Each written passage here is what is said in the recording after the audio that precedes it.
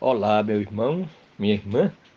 Nós achamos interessante a mensagem do benfeitor espiritual Emmanuel, através de Francisco Xavier, no livro Fonte Viva, que é um livro publicado pela Federação Espírita Brasileira, que nós decidimos comentar um pouquinho e ver os comentários de Emmanuel. É a lição número 101, tem por título A Cortina do Eu.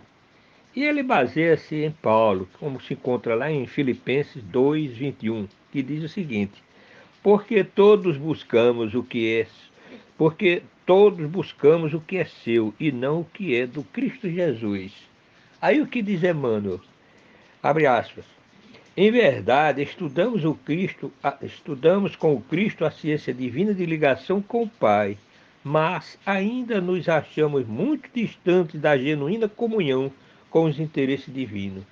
Por trás da cortina do eu, conservamos lamentável cegueira diante da vida.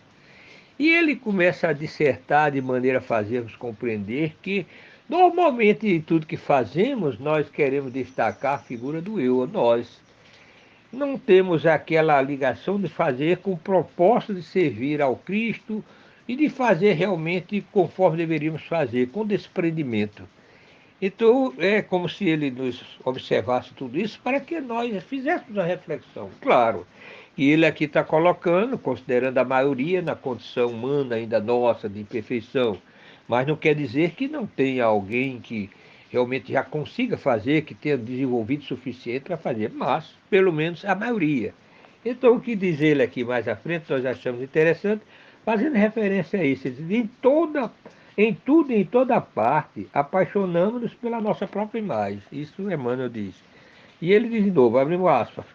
Nos seres mais queridos, habitualmente amamos a nós mesmos porque se demonstram pontos de vista diferentes dos nossos, ainda mesmo quando superiores os princípios que esposamos, instintivamente enfraquecemos a afeição que lhes consagrávamos. Quer dizer, nós, vamos dizer assim, fazemos pelos nossos entes queridos, também por outras pessoas. Com alegria, no entanto, se aquela pessoa exteriorizar, externar alguma coisa diferente do nosso, que seja, por exemplo, diferente do nosso ponto de vista, a maneira, nós já enfraquecemos a maneira de fazer.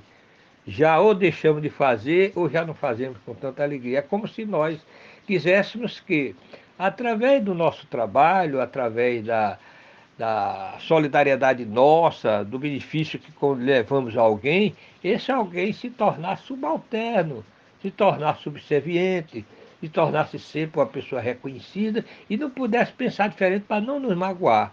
Quer dizer, é a presença do eu, é a presença também do orgulho, né? De querermos sempre ser destaques.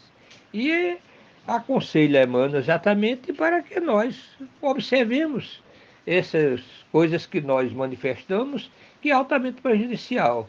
Mais uma vez, nós trazemos a lume as palavras do Mestre Jesus quando disse: Não saiba a vossa mão esquerda o que faz a direita. Ou seja, não permitamos que o nosso lado vaidoso, que o nosso narcisismo, que o nosso ego, vamos dizer assim, se destaque na caridade que fazemos, no bem que fazemos, ou seja, de queremos ser reconhecidos, façamos o bem pensando no bem que vamos fazer ao outro.